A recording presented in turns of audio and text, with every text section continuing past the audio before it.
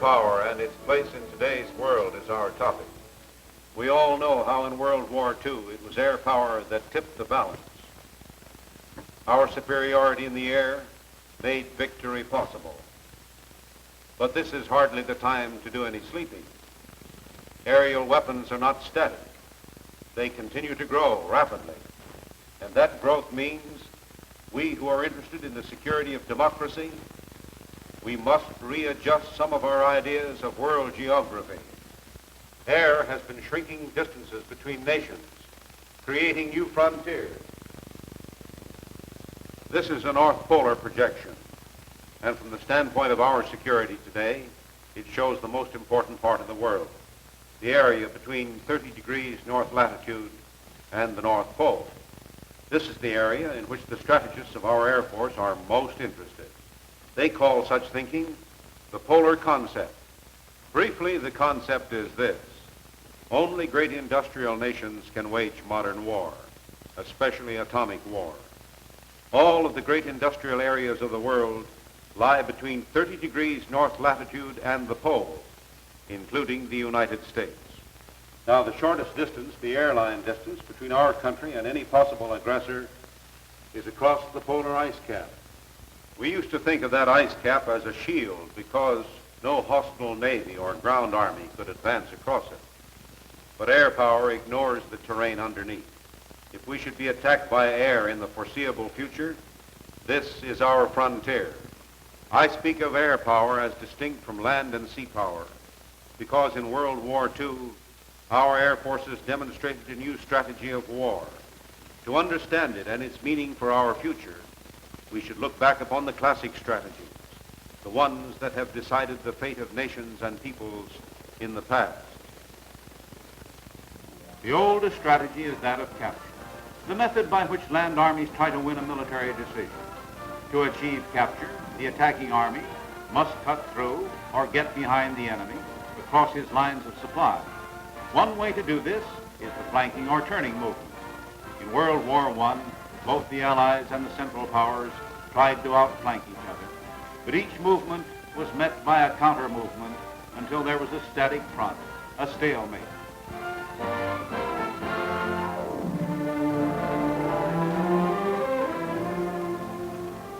Then the opposing armies tried penetration by a series of frontal attacks. The core of this strategy has always been the foot soldier. In the last analysis, it is the infantry which has to seize and hold any ground that is gained. For 4 years, those armies bludgeoned each other in battle after battle, yet neither one was able to bring about a decision by capture. The second classic strategy of war has been attrition, the gradual wearing away of an enemy's strength until he surrenders from exhaustion, lack of supplies with which to fight. Attrition has always been the major strategy of naval war. If a navy can enforce a blockade of an enemy nation, prevent supplies from being delivered by sinking or stopping the movement of its shipping, that nation can eventually be beaten. In World War I, both sides attempted blockade. The German Navy used U-boats in its strategy of attrition, but though they took a heavy toll, they were never able to enforce a complete blockade. The stronger Allied navies were able to bottle up German shipping almost entirely, and finally mine the entrance to the North Sea. The Central Powers surrendered largely because of attrition. That and the fact that Allied farms and factories were better able to replace losses.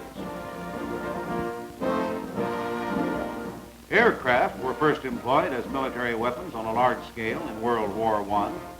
These frail and relatively slow planes were used for reconnaissance, strafing troops, and even for bombing. But this was purely tactical employment of air power, the use of the Air Force as a supporting arm, like artillery, to aid the ground troops, or to extend the range of a fleet's vision and destructive power. When victory came to the Allies in 1918, air power had contributed to it, but only in a supporting role. Then, and in the years of peace to follow, there were very few, even among military men, who had the vision to see that warfare in a third dimension, the air, would dictate a third strategy of decision. One great prophet of the air age was our own General Billy Mitchell. Way back in the days when planes were unreliable mechanisms with only a limited range, he predicted the only way that war can be brought to a successful conclusion in case of a determined resistance is to carry the war into the enemy's country, and in modern times, this may mean attacking his whole population, his means of production, and his means of subsistence. In World War II, that new strategy was applied. The strategy of penetration of the enemy's vital strength, hundreds, even thousands of miles inside his lines of defense. The long-range bomber had appeared, and with it, or the guided missile of the future, you can reach into the very heart of the country and smash its machinery of production and its military potential. These factories and processing plants are a modern nation's basic strength because they turn out the steady stream of supplies on which the armies and navies live and fight. If that stream can be stopped or even heavily cut down, armies and navies become useless. So these became the targets of the new strategy, the equipment with which forces fight and the machinery and tools of production for replacing that equipment. If they can be damaged severely enough from the air, the decision may be reached no matter how many armies are left in the field or ships at sea. Air superiority is essential to the strategy of penetration. One of the prime targets then is the enemy Air Force.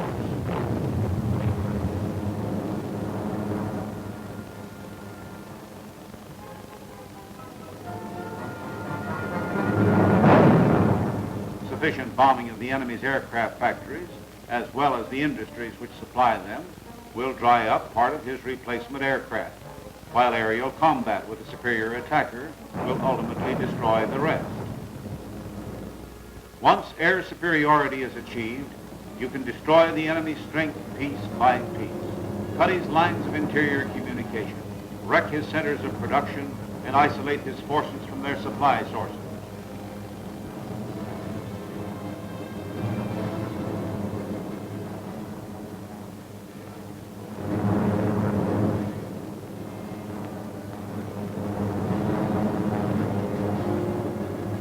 A second-best Air Force is like a second-best poker hand. No good at all. Fortunately for us, our air strategist planning took shape in the early 30s. This is the XB-15, X for experimental. The men who ordered her wanted a high-speed bomber of long range with very accurate sighting equipment which could do close formation flying at high altitudes. It takes about 5 years, more or less, to develop a successful bombing plane. So when the war came in 1941, this foresight had given us the B-17 ready to be put into mass production.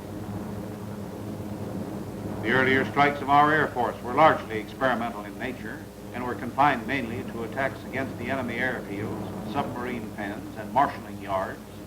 But by the fall of 1943, we had built up enough air strength to start the strategic air war, a sustained campaign of destruction of the German industrial strength and the German will to fight.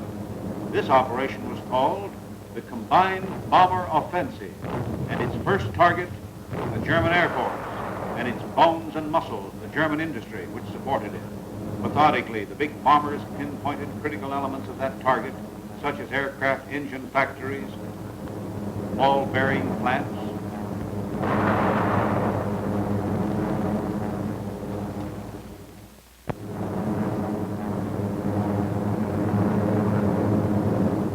German oil and gasoline industry, a weak point in the German supply system to begin with, was pounded systematically round the clock.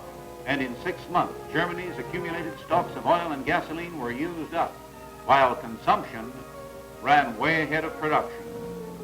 The Luftwaffe was forced to go on short rations, to husband airplanes and fuel, to curtail training activities, until it lost control of the air over Germany itself, and it never regained it.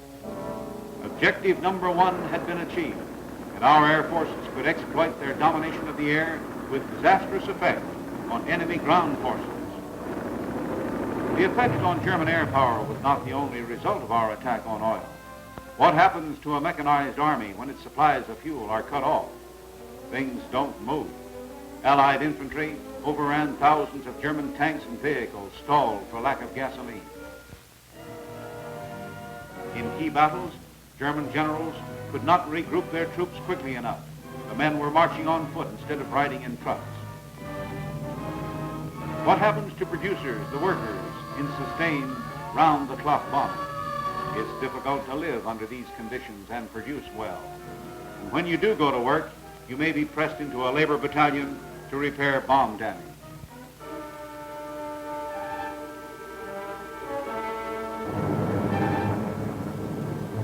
Next, the offensive concentrated on another strategic target, the German transportation system. Soon, no coal was moving. The whole German steel industry collapsed. Manufacturers' stocks of all critical war items were exhausted. This is an example of the strategy of penetration. The war against Japan provided an even greater example of the new strategy. It was necessary first to capture advanced bases, for we did not then have planes with the flying range to strike Japan from this continent. In mid-1944, however, the Army and the Navy had attacked and captured the Marianas, Guam, Tinian, and Saipan. The aviation engineers and the Navy construction battalions built heavy bomber bases on the islands, and the arrival of the B-29 brought Japanese industry within range. From then until the end of the war, our bombs and aerial mines steadily tore the Japanese economy to pieces. Incendiary raids burned out the heart of Tokyo, the capital city, and the largest center of Japanese home industry. The same fate fell to other industrial centers. Then a new weapon was added to air power, first at Hiroshima, then at Nagasaki. 2 planes and the 2 atomic bombs they dropped caused damage that would have taken hundreds of B-29s and thousands of tons of conventional bombs to equal. Japan surrendered before our ground forces ever reached her. And so, there was another victory parade. And in this one, significantly, the sky overhead was filled with planes. Between those 2 parades, we learned a bitter lesson, that we can never again afford to let down our defenses. And not letting down involves more than just maintaining the status quo. Oh yes, we have the atomic bomb, but the atomic bomb was and is only one stage in the changing pattern of air power. It was fortunate that our enemies developed the potent V-2 as late as they did. Their scientists had brought robot-controlled bombs and planes close to perfection, and such research is being carried further elsewhere.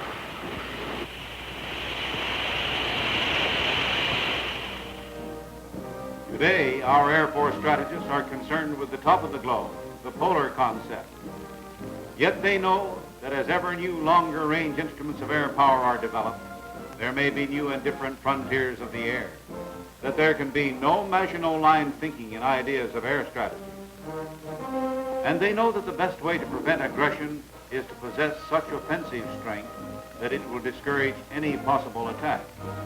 That strength lies in an air force in being, because you fight with the planes you have, not those you wish for. Such a force means enough planes to deliver a counterattack against any enemy and to blunt the attack against us. An air force in being requires military personnel, many of them specialists whose training takes a long time, because modern aircraft are very complicated weapons and they need many skills to fly them, many more to service them. A vital part of the force is its installation. Newer and faster aircraft dictate the construction of new airfields which can accommodate them. And today, bases close to the Arctic are a strategic necessity. In addition to its regular personnel, the Air Force relies upon partially trained civilian components as a source of rapid expansion in case of emergency. The Air Force Reserve, the Air National Guard, and the Air Reserve Officers Training Corps are an important part of the nation's air strength in being. To keep our forces the best in the air is a constant peacetime battle of brain power because of the constant change in air weapons themselves. It means a continuous research program with every facility within the Air Force, plus the assistance of civilian agencies staffed with scientists of brilliance and achievement in their fields. Aircraft design, guided missiles, electronics, meteorology, aviation medicine, armament, winterization, atomic energy are some of the major paths which are being explored by Air Force research.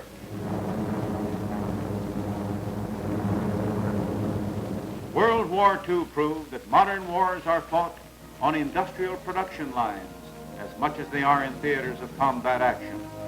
Air power depends upon the existence of a strong, healthy aviation industry which can produce a continuous flow of better planes and better equipment. And it means a thriving civil aviation as a constant reserve of vital air transport. The net result of ceaseless planning and effort in all these fields is the combat potential of the Air Force.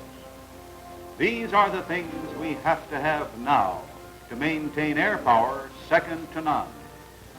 Yet just as important as the tangible assets of our Air Force is our mental attitude as a nation, our attitude toward air power. In the fast-changing field of aerodynamics, the program is, as the playbills say, subject to change without notice. We must pioneer every trail in the air. We must keep our minds open. Only in that way can we be assured that our air power means peace power.